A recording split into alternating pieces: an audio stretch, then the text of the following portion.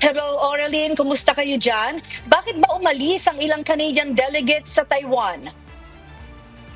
Good afternoon, Marie. Ayon sa dalawang Liberal members of Parliament, ang desisyon ay batay sa payo ng pamahalaan upang maiwasan ang kalituhan sa patakarang panglabas ng Canada habang isinasagawa ang mga pulong ni Carney sa Beijing. Binigyang diin ng mga mambabatas na hindi nagbago ang posisyon ng Canada tungkol sa Taiwan.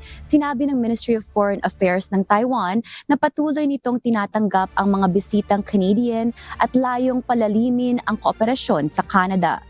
Samantala, nakatakdang umalis si Canadian Prime Minister Mark Carney patungong China ngayong araw.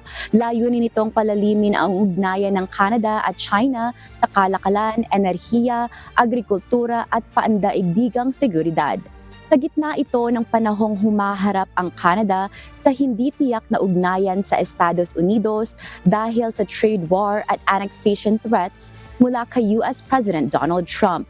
Ito ang unang pagbisita sa Beijing ng isang Canadian Prime Minister mula noong 2017 at maaaring magmarka ng isang mahalagang pagbabago sa ugnayan ng dalawang bansa. Balik sa'yo, Marie. Yes, Oraline, medyo nakakita tayo ng promising results dito naman na sa pagbisita ng inyong Prime Minister dyan sa Canada. Pero gaano ba kahalaga ang trade partnership na ito sa China at sa Canada?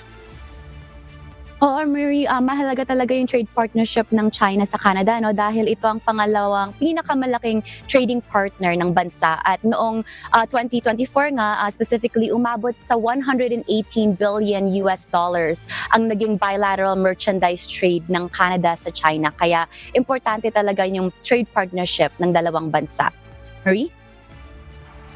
Alright, Oraline, good luck sa inyo dyan sa Canada at sana maging fair sa lahat ng mga kaugnay dito sa trade na ito, no? At salamat naman, Oraline Quijano mula sa Toronto, Canada.